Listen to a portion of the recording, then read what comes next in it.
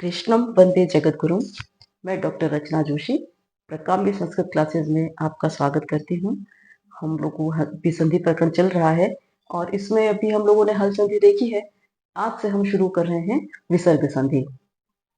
विसर्ग संधि का हमारा जो पहला जो सूत्र आ रहा है, उस सूत्र को पढ़ने से पहले हम देख लेते हैं कि विसर्ग संधि जो हम पढ़ेंगे तो इसके अंदर स्वर संधि के सूत्र भी कहीं कहीं लगेंगे, कहीं कहीं व्यंजन संधि के भी सूत्र लगेंगे, है ना। और नए सूत्र तो आएंगे साथ में। तो अब हम शुरू कर रहे हैं हमारा। तो आज का हमारा जो पहला जो सूत्र है वह है विसर्जनीय से सह। खर प्रत्याहार का वर्ण परे हो तो विसर्ग के स्थान पर सकार आदेश होता है। यहाँ खरी की अनुवृत्ति हुई है, अर्थात खर प्रत्याहार का वर्ण परे होने पर, है ना। सिंपल सा ये दिखा रहा है। क्या दिख रहा है कि यदि विसर्ग है और उसके बाद में खर प्रत्याहार का वर्ण होता है तो इस विसर्ग के स्थान पर सकार आदेश हो जाता है। ठीक है, विसर्ग के स्थान पे स हो जाता है। किससे होता है कि खर प्रत्याहार का वर्ण जब विसर्ग के बाद में होता है तब हम इसको विसर्जनीय से स सूत्र से क्या करेंगे, इस विसर्ग को हम स में बदल देंगे।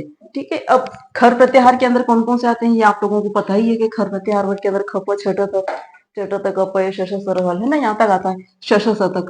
तो खर प्रत्याहार में जो वर्ण आते हैं उसको अगर हम एक नॉर्मल कर उसमें लिखें तो बिना क्रमबद्ध तरीके से, ना, पहला और दूसरा आता है क ख च छ ट ठ त थ और प फ और फिर आता है श श और स। ठीक है, ये जितने भी वर्ण हैं ये खर प्रत्याहार के अंदर आते हैं। बोलने में ख फ छ ठ थ च ट त क प, है ना। तो ये जो आता है फिर श श स, ये जो आ रहा है, तो ये बोलने में सूत्र के अंदर वर्ण ऊपर नीचे है, लेकिन अगर हम क्रमबद्धता से लिखते हैं तो इस तरह से सूत्र आते हैं कि पहला और दूसरा और फिर श श स। ठीक है, ये वर्ण आते हैं। अब इन वर्णों के परे होने पर विसर्ग के बाद में इनमें से कोई भी वर्ण अगर यहाँ परे होता है और यहाँ पे विसर्ग होगा तो इस विसर्ग को स आदेश हो जाएगा।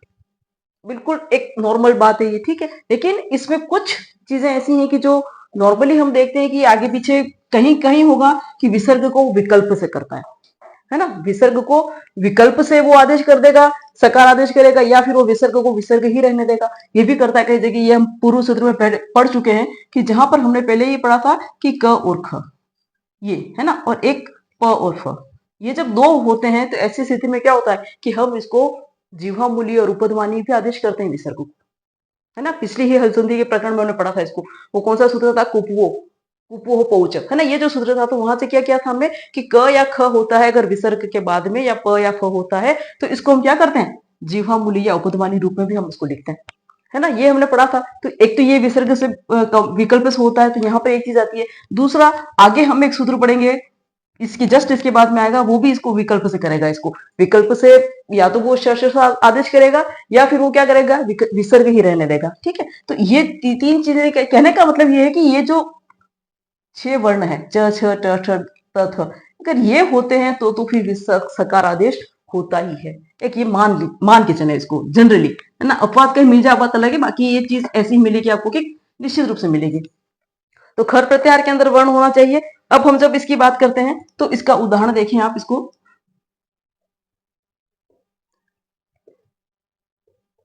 विष्णु त्राता। ठीक है, अब यहाँ पे विष्णु हूं प्लस त्राता है।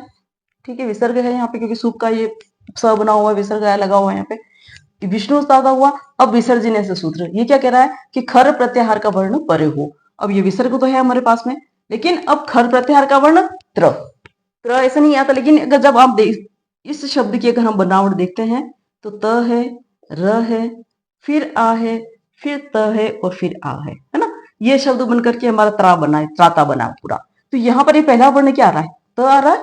तो ये त जो है किसमें आता है, खर प्रत्याहार में आता है। ठीक है, तो ये त की क्या होना, खर प्रत्याहार का वर्ण होने के कारण इस विसर्ग को क्या हो जाएगा, स आदेश हो जाएगा। ठीक है, अब स आदेश हुआ तो अब हम इसको यहाँ पे स आदेश करते हैं। त्राता के त होने के कारण खर प्रत्याहार का वर्ण है, तो कौन से सूत्र से करेंगे हम इसको हम करेंगे विसर्जनीय से सह सूत्र से, है ना। तो विसर्जनीयस्य सह सूत्र से खर प्रत्याहार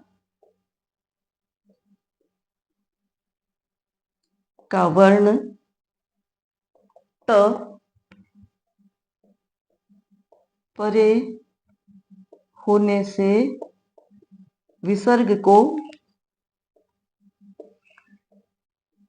स आदेश होकर क्या बना,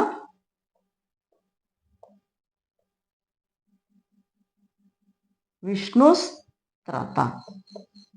ठीक है, और यहाँ पे दूसरा कोई भी सूत्र लगाने की जरूरत नहीं है, बस इसका अनुबंध लोप करेंगे हम, तो ये हमारा बन जाएगा विष्णुस्त्राता। ठीक है, ये हमारा इसके अंदर रूप हमारा ये बनता है। अगला सूत्र वाशरी, ये क्या कह रहा है कि यदि शर प्रत्याहार का वर्ण श श और स, ये तीन आते हैं इसके अंदर, तो शर प्रत्याहार का वर्ण अगर परे हो तो विसर्ग के स्थान पर विसर्ग ही आदेश होता है विकल्प से, है ना, कि अगर आप चाहें तो विसर्ग को विसर्ग ही रहने दें, और अगर आप चाहें तो उसको जो वर्ण दिए हुए हैं उसके आधार पे जो आदेश होगा वो हम उसको करेंगे, है ना, या फिर हम इसको करेंगे श श से ही रहने देंगे उसको। ठीक है, तो ये इसने कहा है कि अगर यानी कहने का मतलब कि अगर यहाँ पर विसर्ग है और इसके बाद में श श और स, है ना, इनमें से कोई भी वर्ण है अगर, तो इस विसर्ग को विकल्प से विसर्ग ही आदेश होगा। ठीक है, विसर्ग ही होगा, क्योंकि किससे हो रहा है, विकल्प से। ठीक है, तो अगर विकल्प से आदेश नहीं करते हैं तो इस विसर्ग के स्थान पर ये ही वर्ण आ जाएंगे आगे। ठीक है, अब कहने का मतलब है कि अगर ये पीछे श है तो यहां पर भी श हो जाएगा, यहाँ श है तो यहाँ पर भी श हो जाएगा, और यहाँ स है तो यहाँ पर भी स हो जाएगा, तो जैसा है वैसा ही आ जाएगा उसके स्थान पर, विसर्ग के स्थान पर। ठीक है, ये इसने एक कहा है इसमें। अब इसको हम उदाहरण से थोड़ा सा देख लेते हैं कि ये क्या कहना चाह रहे हैं या कैसे इन्होंने इस बात को सिद्ध किया है। तो इस उदाहरण को हम देखते हैं, इसमें आता है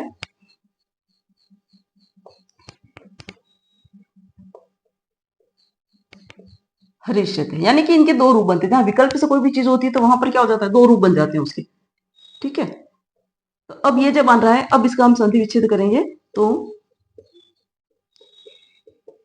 हरि ही शेते। ठीक है, अब ये बिल्कुल क्लियर दिख रहा है कि उसने क्या कहा, पहले वाले सूत्र ने विसर्जनीय से सह, उसने क्या कहा कि अगर खर प्रत्याहार का वर्ण परे होता है तो विसर्ग को क्या हो जाता है, स आदेश हो जाता है, ये श है। ठीक है, ये खर प्रत्याहार के अंतर्गत आता है, खर प्रत्याहार का वर्ण है ये। ठीक है, तो खर प्रत्याहार का वर्ण होने से इस विसर्ग को क्या हम करेंगे, अगर हम स आदेश करते हैं, शेते, है ना, अगर हम इसको खर आदेश करते हैं तो ऐसी स्थिति में क्या हो गया, यहाँ पे ये श आ गया और यहाँ पे ये स आ गया। ठीक, एक सूत्र हमने पढ़ा है व्यंजन संधि में, कौन सा पढ़ा है, स्तोहो चुनाश्चुहु, है ना। ये जो सूत्र पढ़ा तो क्या कहा कि श वर्ग के परे रहते स को क्या हो जाएगा, शकार हो जाएगा, तो ये श तालब ही होगा यहाँ पर, तो ये हरीश और शीते, और अनुबंध जब हम लोप करेंगे तो हरिष्यते, ये रूप बन गया हमारा। ठीक है, ये हमने यहाँ पे प्रयोग किया, तो इसके अंदर हमने वाशरी का प्रयोग नहीं किया है, यहाँ पे केवल हरिष्यते के अंदर हमने विसर्जनीय से सह का प्रयोग किया है सबसे पहले, तो इसको हमने क्या किया, स बना दिया।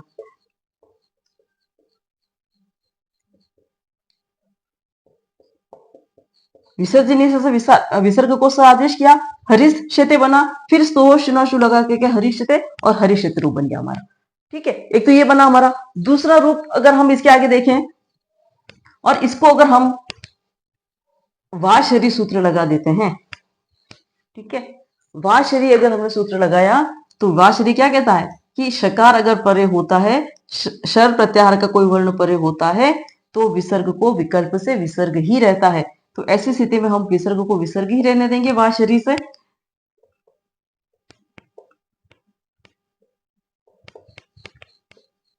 तो ये इसका रूप हरिष्यते,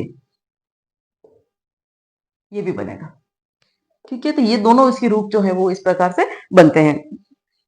अब अगला सूत्र जो है वो क्या कह रहा है, ससजुषो रुहु, ये कहता है कि पदांत सकार तथा सजुष शब्द के शकार के स्थान पर रुत्व आदेश होता है। ठीक है, पहला तो एक तो इसने कह दिया पदांत सकार, यानी पद के अंत में सकार होना चाहिए, और पदांत नहीं होना चाहिए, वो पदांत होना चाहिए। ठीक है, दूसरा उसने कहा सजुष शब्द के शकार के स्थान पर, क्योंकि सजुष शब्द पूरा है तो ये पूरा पद है, ये तो इस पूरे पद के स्थान पर नहीं होकर के अल्लो अंत्य से केवल अंतिम शकार को बोला है। ठीक है, तो ये शकार के स्थान पर, तो या तो पदांत स हो या फिर ये शकार हो। ठीक है, इन दोनों का जब होता है तो इसको क्या हो जाता है, स या श को रुत्व हो जाता है, रुत्व आदेश होता है। रुत्व यानी कि रू हो जाता है और रू के अंदर से र शेष बचता है। ठीक है, ये कुछ चीजें ऐसी हैं कि जो थोड़ी सी क्या कह सकते हैं अंतर रखती हैं, लेकिन बहुत इन चीजों से बहुत फर्क पड़ जाता है आगे जब हम इनके नियमों का वो करेंगे, प्रयोग करेंगे। तो एक तो होता है रुत्व और एक होता है रेफ कहते हैं, जिसको कि संस्कृत में हम रकार का प्रयोग, जैसे सकार का प्रयोग किया हमने, है ना, अकार का प्रयोग किया, वकार का प्रयोग किया, ऐसे जनरली सामान्यतया संस्कृत के अंदर हम एक बोलने की सुविधा की दृष्टि से हम रकार शब्द का प्रयोग करते हैं, लेकिन रकार को रेफ के रूप में ही जाना जाता है, इसको रेफ ही कहते हैं। आगे जब हम सूत्र पढ़ेंगे तब आएगा वो, चाहे वो ऊपर वर्ण के नीचे जाए, चाहे वो पदन में लगे। ठीक है ना, तो ये रेफ कहलाता है वैसे, पर हम एक सुविधा की दृष्टि से, समझने की दृष्टि से, सरलता की दृष्टि से हम उसको रकार कह देते हैं। तो यहाँ पर क्या कह रहा है कि ऋतु आदेश होता है तो रू के अंदर से भी र शेष रहता है, और एक कोई आगे सूत्र आएगा वो उसको कहेगा कि केवल र होता है। ठीक है, र आदेश होता है, रू आदेश होता है, रू के र से क्या होता है और र से क्या होता है ये हमको आगे पता चलेगा। यानी रुत्व का अगर र होता है तो ये र के साथ जो लगने वाला नियम होता है वो यहाँ पर लागू नहीं होता है, क्योंकि ये रू होता है। ठीक है, ये हम आगे कुछ कंफ्यूजन वाली स्थिति है, लेकिन ये आगे हमें समझ में आएगी।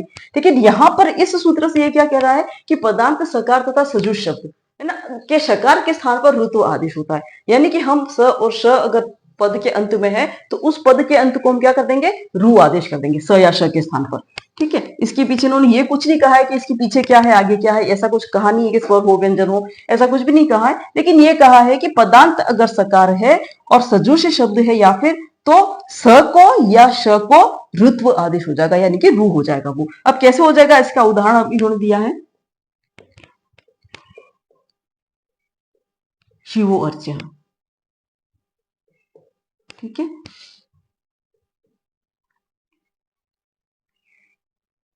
शिवस प्लस अर्च्य। अब ये स कहां से आया, तो शिवस प्लस स आया है, ये हमारा जो बनता है ये पदांत है शास्त्र, क्योंकि शिव प्लस सु तत्वा विभूति का प्रयोग है, 21 प्रत्यय होते हैं सु जो समूर्छ से आपको पता है ना, तो ये सु प्रत्यय का है, सु प्रत्यय के अंदर से स शेष रहता है, तो ये स उसका है, तो इसलिए ये स क्या है, ये पदांत स है। ठीक है, तो ये पदांत स होने की एक वजह से इसने क्या कहा कि अगर पदांत स होता है तो स जो शुरू से इस श को क्या हो जाता है, ऋत्व आदेश हो जाता है, और जब ऋत्व आदेश होता है तो र शेष बचता है, तो शिव र और अर्च्य। ठीक है, ये स्थिति बन गई हमारी। अब जब ये स्थिति बनी है तो यहां पर ये स्थिति बनने के बाद में अब अगर हम देखें इसको तो आगे एक सूत्र और आता है जो कि कुछ नया आदेश करेगा, तब हमारा ये जो शब्द जो है वो सिद्ध पूरी तरह से होगा। तो शिवर अर्च यहां तक स्थिति बनी है। अब इसके आगे हम दूसरा सूत्र देख लेते हैं पहले, फिर हम इस शब्द की सिद्धि पूरी तरह से करेंगे। ये सूत्र है अतोरोर प्लुताद प्लुते। ये क्या कह रहा है कि यदि अप्लुत अकार परे हो तो अप्लुत अकार से पर रू र के स्थान पर उकार आदेश होता है। ठीक है, अप्लुत अकार कहा है यानी कि वो प्लुत नहीं होना चाहिए। प्लुत क्या होता है, ह्रस्व दीर्घ प्लुत, ये आपने पढ़ा है कि जो लंबे 3 मात्राओं तक खींचा जाता है वो प्लुत होता है। कृष्ण आगच्छ है ना, तो ये कृष्ण जो खींचा है, अ जो खींचा है, क्या होगा, प्लुत हो गया ये। तो यहाँ पर यही कह रहा है कि अप्लुत होना चाहिए, यानी कि वो प्लुत नहीं होना चाहिए, लंबा ह्रस्व होना चाहिए, ह्रस्व आकार होना चाहिए, दीर्घ भी नहीं हो, दीर्घ होगा तो आ हो जाएगा। तो ये क्या कर रहा है, अप्लुत आकार। यदि अप्लुत आकार परे होता है, परे होने पर, यानी कि ये अप्लुत ह्रस्व आकार। ठीक है, ये परे होने पर अप्लुत आकार से पर, ये जो अप्लुत आकार आ रहा है उसके पर में यदि र होता है तो इस र को उकार आदेश हो जाता है। ठीक है, यानी कि पहले ह्रस्व अ आना चाहिए जो कि कैसा होना चाहिए, अप्लुत हो, फिर र आए और उसके बाद में फिर अ आए जो कैसा हो कि अप्लुत हो। ठीक है ना, अप्लुत समझा दिया, मैंने बता दिया कि अपलुत क्या होता है। तो जब अपलुत अ के बाद में र है और उसके बाद में पुनः अपलुत अ आ रहा है, तो ऐसी स्थिति में र को उ आदेश हो जाता है अतोरोर प्लुतात् प्लुते सूत्र से। ठीक है, क्योंकि आगे हमने जो पिछला सूत्र पढ़ा है वहां पे हमने उदाहरण देखा था कि शिवर अर्च्य, यहां तक हमारी स्थिति बन गई थी। अब ये सूत्र यहाँ पर कैसे लागू हो रहा है, इसको हम देखते हैं। अब आप देखें कि शिव है, इस शिव के अंदर अ है, ठीक है, और उसके बाद में र है और फिर ये अर्च्य है। ये अ का अर्च जो है ये अपलुत रस्व है, अकार है, दिख रहा है सामने अपलुत रस्व अकार है। ये अ है, ये भी अपलुत है और अकार है, रस्व अकार है, और ये बीच में र आ रहा है, यानी कि इसके बाद में भी अपलुत आ रहा है अ और इसके पहले भी अपलुत अ आ रहा है। तो ऐसी स्थिति में अतोर और प्लुतात् प्लुते सूत्र से इस र को क्या हो जाएगा, उ आदेश हो जाएगा। ठीक है, उ आदेश हो जाएगा। शिव में अ तो मिला हुआ है, तो हम यहाँ पर सीधा ही लिख देते हैं, याद लेने तो चलो ऐसे लिखते हैं, शिव अ और उ आदेश हो गया। ठीक है, और उसके बाद में अर्च्य है, ये स्थिति हो गई। शिव अ उ, तो क्योंकि शिव में अ मिला हुआ है तो यहां पर ये दोनों शब्द आ गए। अब ये दोनों जो वर्ण हमें दिख रहे हैं, शिव और उ, अ और उ सॉरी, तो यहां पर कौन सी संधि होगी, पढ़ चुके हैं पहले, कौन सी हो रही है यहां पर, आद गुणा से। आद गुणा से अ और उ मिलकर के ओ एकादेश होता है, गुण एकादेश। अ ए और ओ गुण होते ना, तो ये गुण हो रहा है अ और उ मिलकर के, तो ये एकादेश हो गया यहाँ पे। तो एकादेश होकर के क्या हो गया कि अ और उ के स्थान पर पे ए हो जाए, ओ हो जाएगा। तो वह के अंदर ओ मिला, या आप नो लिखे शिव ओ अर्चह, इसके अंदर ओ मिल गया तो क्या बना, शिवोर्च।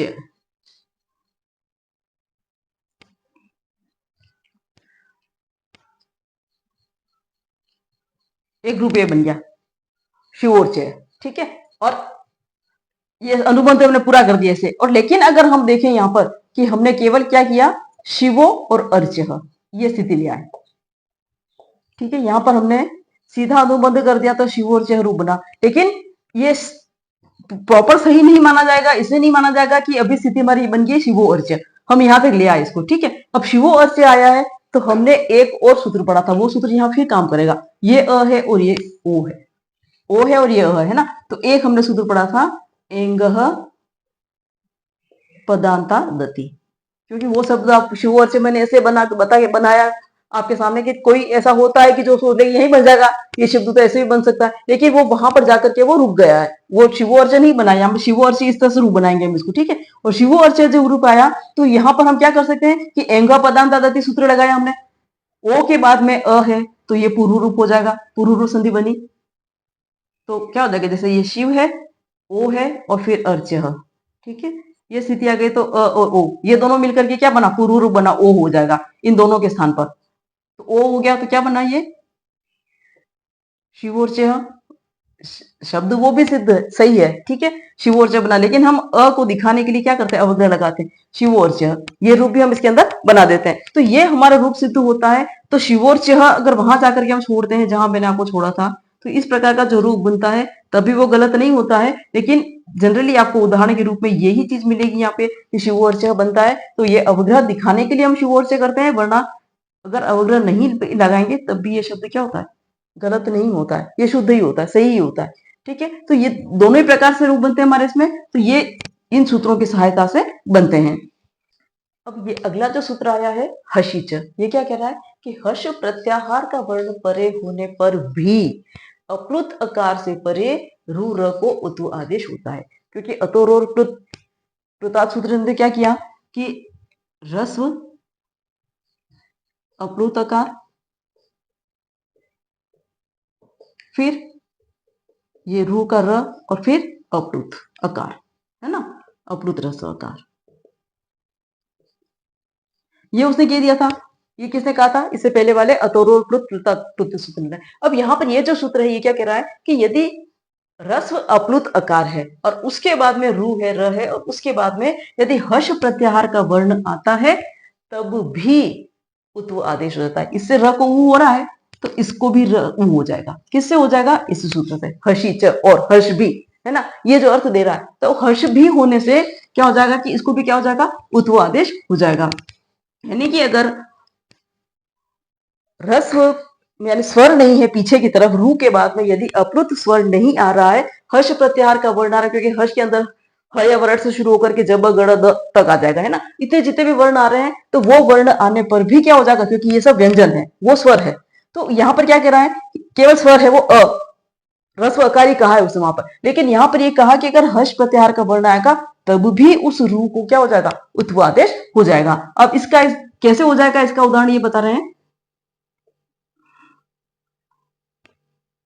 शिवो वंद्य। ठीक है, इसकी जब हम संधि विच्छेद करेंगे तो शिवस वंद्य, क्योंकि ये पदांत है स। ठीक है, अब यहां पर ये जो आया है स, तो पदांत स होने से ससजुष रू से इसका क्या हो जाएगा, रू आदेश हो जाएगा। रू से स का क्या हो गया, रू, र आदेश हुआ इसका। तो ये क्या है, ये व जो है वो भी खर प्रत्याहार के अंदर आता है, खर प्रत्याहार का वर्ण भी है। ठीक है, तो यहां पर ऐसी स्थिति में ये क्या बना, स्थिति हमारी शिव र और वंद्य, ये स्थिति बन गई। अब यहां पर आप देखिए कि शिव के पीछे अ है, उसके बाद में र है और फिर वंद्य है। ठीक है, अब ये जो क्या करेगा, यदि अप्लुत हो गया, ये अप्लुत आकार हुआ, फिर ये रुत्व का र है और उसके बाद में ये व हर्ष प्रत्याहार का है, ह या व, है ना, हर्ष प्रत्याहार का वर्ण है ये व। तो ऐसी स्थिति में इस र को उत्व आदेश हो जाएगा। जब उत्व आदेश हुआ तो स्थिति क्या बन गई, शिव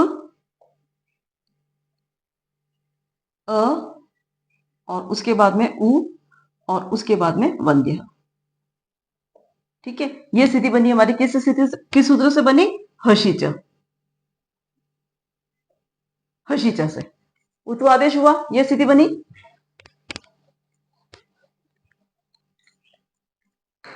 इसको मैं यहाँ पे र आए तो यहाँ क्लियर लिख देती हूँ, शिव र और वंद्य। ठीक है, ये स्थिति बन गई। अब यहां पे फिर वही आ गई, अ और उ आ गया, आद गुण ओ हुआ, अ और ओ का ओ एकादेश, शिव ओ और वंद्य, शिव में ओ मिला, शिवु,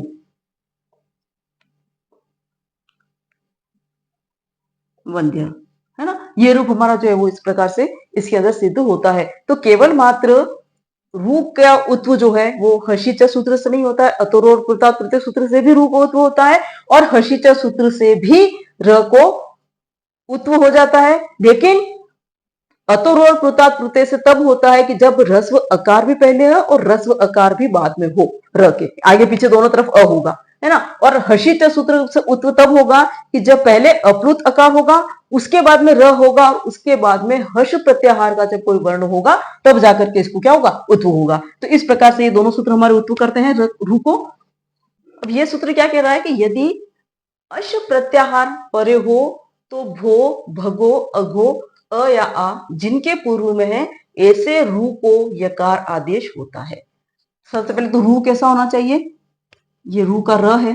ठीक है, ये कैसा होना चाहिए कि इसके पूर्व में, जिसके पूर्व में, ये कहा ना कि जिसके पूर्व में रू है, रू जिसके पूर्व में है, यानी कि रू से जो पूर्व है, तो पूर्व कौन कौन से वर्ण होंगे, भो भगो अघो और अ या आ। ठीक है, ये वर्ण जब इस र से पूर्व में है, इसके पहले है और उसके बाद में यदि अश प्रत्याहार का कोई वर्ण आता है तो इस र को यह आदेश हो जाता है। ये सूत्र ये कहता है, सिंपल सा। ठीक है, कि ये स्पेशली शब्द है, ये कुछ ये तीन तो शब्द दिए इन्होंने कि ऐसे हो ना, या तो भो भोगो अगो हो या फिर अ या आ हो, उसके बाद में र आ रहा है जो कैसा है, ऋत्व का है, रू जिसका आदेश हुआ है, और उसके बाद में यदि अश आ रहा है तो इस र को यह आदेश हो जाता है। एक बात तो ये। दूसरी बात, अ और आ ये जो है ये वर्ण है, तो अ हो या आ हो, सिंपल सा ये वर्ण है ये दोनों। ठीक है, और ये जो तीन है, भो भगो और अगु, ये क्या है, भो भघोष और अघोष। ठीक है, ये 3 वर्ण बनते हैं और ये तीनों जो है वो सकारांत निपात कहलाते हैं। सकारांत निपात है। ठीक है, तो ये तीनों हो तो या तो सकारांत निपात तीनों वर्ड हो या फिर अ या आ हो, तो ऐसी स्थिति में इस र को यह आदेश हो जाता है। ये हमारा ये सूत्र कहता है। अब इसको हम थोड़ा सा उदाहरण से समझते हैं।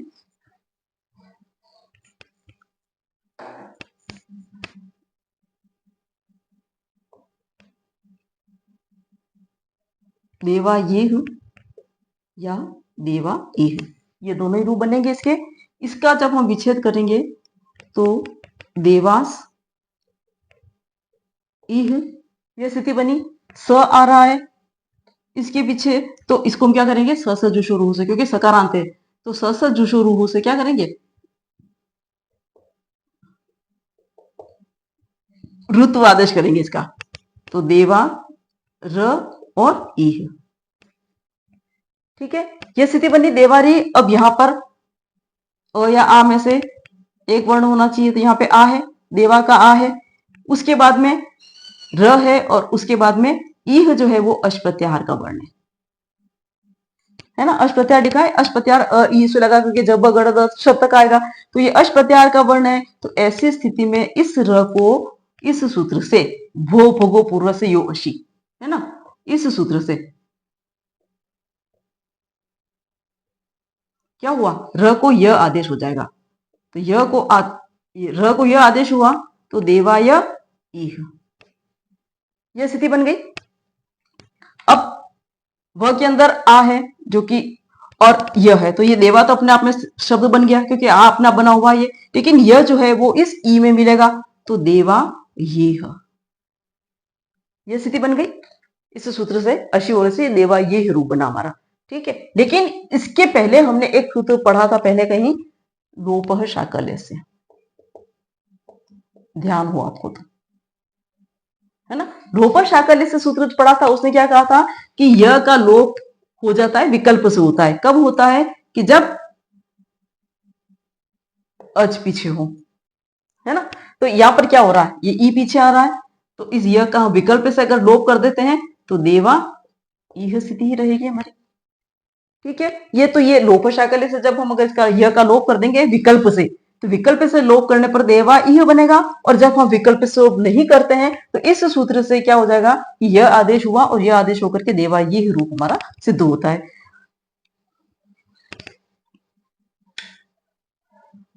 और आगे के ये जो भू भगो और अघो वाले जो शब्द हैं, इस शब्द की सिद्धि के लिए जब हम देखते हैं तो इसके पहले हमें एक सूत्र देखना होगा, वो सूत्र देखते हैं, उसके बाद हम इस शब्द की सिद्धि करेंगे साथ में। तो इसको भी ध्यान में रखिए आप। अब अगला सूत्र जो हमारा आ रहा है, ये सूत्र है हलि सर्वेशा, है ना। ये क्या कह रहा है कि जिस पदांत यकार से पूर्व भो भगो अघो अथवा अ आ हो, तो उस पदांत यकार का लोप हल परे होने पर हो जाता है, यह सभी का मत है। क्योंकि इससे पहले वाले उदाहरण में जब हमने यह का लोप किया था, वो किसे किया था, लोप शाकल्य से सूत्र से, क्योंकि वो केवल मात्र शाकल्य का मत था, है ना, इसलिए विकल्प से था वो, कि विकल्प से लोप होता, लेकिन यहाँ पर तो लोप होगा ही होगा, हलि सर्वेषां सभी का मत है ये, तो ये तो हो गई, है ना। अब ये इसे कह दिया, अब क्या कहा, इसका मतलब क्या हुआ कि जिस पदांत यकार यानी कि पद के अंत में यह आ रहा है, ठीक है, क्योंकि र बनेगा, र का यह बनेगा और यह तो वो पदांत बन जाएगा। तो पदांत यह के बाद में यदि कोई हल है, कोई भी व्यंजन, है ना, कोई भी हल है और उसके साथ में ये शब्द जुड़ा हुआ है, भो है, भगो है, अघो है ना, या अ है या आ है, ये सकारांत पद है या अ या आ है, इनमें से अगर कोई भी जुड़ा हुआ है और उसके बाद में यह आ रहा है, तो पदांत यह होगा, तो इस यह का क्या हो जाएगा, लोप हो जाएगा। उसको हम क्या कर देंगे, इसका लोप कर देंगे। लोप करेंगे, ये सभी का मत है, यानी कि वो वहां से पूरी तरह से हट जाएगा, ये इसमें कहा है, क्योंकि ये शब्द हम पहले पढ़ चुके हैं। अब इसका उदाहरण हम इसको समझेंगे कि स्थिति कैसी बनेगी है। अब इसका उदाहरण जो है वो हम पहले जो शब्द दिए हुए हैं उसके आधार पर देखते हैं। उदाहरण, सबसे पहला उदाहरण देते हैं भू देवाः। इसका जब हम विच्छेद करेंगे, भोस देवाः, ये सकारांत निपात इसलिए ये भोस लगा हुआ है, ठीक है। स होने से, पदांत स होने से, स जुषो रूहु से स को रू आदेश होकर के भोर देवा स्थिति बनी। फिर भो भोगो वाला सूत्र आएगा, तो यह बनेगा अश प्रत्याहार का वर्ण परे है, तो ऐसी स्थिति में यहां पर क्या बन जाएगा, र को यह आदेश हो जाएगा और भो शब्द पहले आ रहा है ना। ये भी कहा है कि भो शब्द पहले होना चाहिए और अश प्रत्याहार का वर्ण पहला बाद में होना चाहिए, और र का हो जाएगा, तो भो शब्द के पहले होने से और अश प्रत्याहार का वर्ण जो ये बाद में है, तो ऐसी स्थिति में इस र को यह आदेश हो जाएगा, तो भोय देवः। ठीक है, अब यहाँ पर पिछले सूत्र से हमने लोप शाकल्य से किया था क्योंकि यहाँ पर अच था। ठीक है, लेकिन यहाँ पर इस य का जो हम लोप करेंगे वो किससे करेंगे, हलि सर्वेशाम से। इसने क्या कहा कि पदांत यकार से पूर्व भू होना चाहिए, तो ये पदांत यकार है और इससे पूर्व भू शब्द है, ये शर्त पूरी हो गई। फिर क्या बोला इसने कि अच प्रत्याहार हल होना चाहिए कोई भी, ये द जो है ये क्या है, हल है ना, द के अंदर ए मिला हुआ है तब ये दे बना हुआ है, तो ये द जो क्या हल है, तो ऐसी स्थिति में हल होने से और ये भू पहले होने से इस य का जो लोप है वो हलि सर्वेशाम से होगा।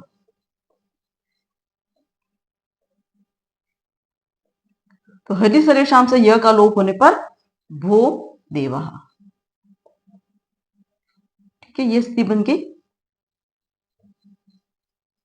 भो देवः हमारा जो रूप है वो सिद्ध हुआ है। तो कहने का मतलब ये है, अगर हम एक निष्कर्ष रूप में अगर हम इस चीज को देखें, दोनों सूत्रों को, भो भगो अघो पूर्वस्य वाला सूत्र को देखें और या फिर हम हलि सर्वेशाम को देखें, दोनों ही य का लोप करते हैं। लेकिन लोप और शाकल्य से वो सूत्र क्या करता है कि अ या आ के बाद में अगर भो या भगो कुछ भी हो और उसके बाद में यदि अच आ रहा है, र के बाद में यदि अच है, तो लोप और शाकल्य से विकल्प से लोप करते हैं। ठीक है, लोप और शाकल्य से विकल्प से लोप हो सकता है, उसका लोप करते हैं हम इसको। लेकिन अगर इस र के बाद में व्यंजन है, कोई भी हल है, ठीक है, और इसके आगे भू भोगो वाले शब्द लगे हुए हैं जो हम पढ़े हुए हैं, भू भोगो अघो वाले है ना, ये जो हम पढ़े हुए हैं, तो ऐसे जो या अ या आ ऐसे जो वर्ण अगर लगे हुए हैं और उसके बाद में य आ रहा है, तो उस य को हल्य सर्वेशाम सूत्र से लोप होगा य का।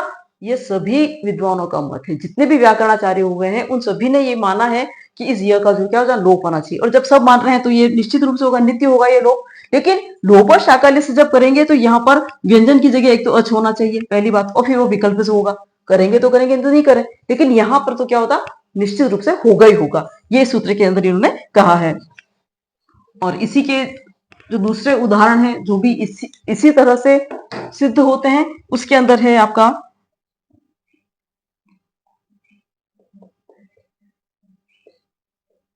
भगो नमस्ते। इसका जब आप विसर्ग करेंगे तो भगोस नमस्ते हो जाएगा। और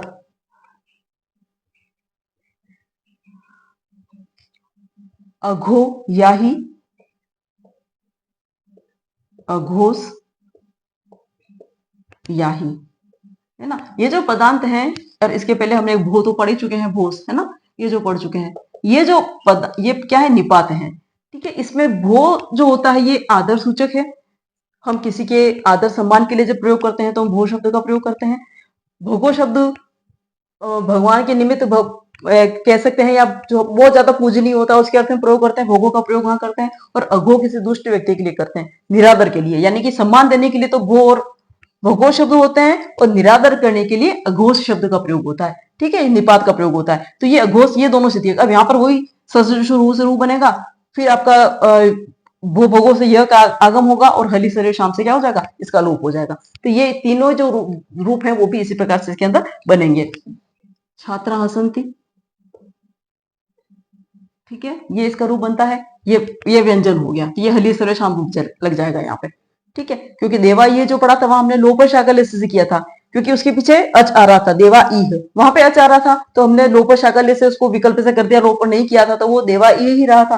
लेकिन यहाँ पर इस हलि सर्वेशाम सूत्र को अगर हम लगाते हैं तो प्रोसेस तो पूरा एंड तक, यह तक तो वहीं तक आ जाएगा, और यहाँ पर यह का लोप जो हो जाएगा ना, इस हलि सर्वेशाम से हो जाएगा। और हलि सर्वेशाम से जब लोप होगा तो ये क्या बन जाएगा, छात्रा हसंती, ये रूप बनेगा इसका। ठीक है, इसका जब आप विसर्ग करते हैं तो छात्रास हसंती। ये इसका रूप बनेगा बस। ये संधि विच्छेद है इसका। और ये जब स आ गया तो यहाँ से स जोड़ से रू, र से य का आगम, भू भोगो वाले सूत्र से य का आगम होगा और हली सर्वेशाम से क्या हो जाएगा, इसका लोप हो जाएगा। लोप शाकले से आने लगेगा क्योंकि ये हल है। ठीक है, हल होने से हली सर्वेशाम रूप लगेगा यहाँ पे और ये सूत्र लगने से क्या हो जाएगा, छात्रा हसंति, ये हमारा रूप जो है वो सिद्ध होगा यहाँ पर आकर के। तो आज हमने विसर्ग संधि के कुछ सूत्र देखे हैं, कुछ पढ़े हैं, कुछ बाकी है वो नेक्स्ट वीडियो में हम पढ़ेंगे। आप वीडियो पसंद कर रहे हैं, आ रहा है, अधिक से अधिक विद्यार्थियों तक पहुंचाएं। आप अपने साथियों तक चेन सिस्टम की तरफ पहुंचाते रहें, आगे से आगे पहुंचाते रहें। बच्चों को फायदा मिलना चाहिए, सबसे बड़ी बात ये। तो आप सब्सक्राइब करें और आगे पहुंचाएं ताकि आपके पास भी नए वीडियो आएंगे, उन लोगों तक भी पहुंचेंगे। उनसे भी कहें कि वो भी सब्सक्राइब करें ताकि आप लोगों को ये वीडियो अधिक से अधिक मिलेंगे, तो आप इसका फायदा अधिक से अधिक उठा सकेंगे। इसको लाइक कर रहे हैं आप, इसको शेयर कर रहे हैं इसको अधिक से अधिक, और अच्छी अच्छी वीडियो और बना के मैं डालने के प्रयास करूंगी। धन्यवाद।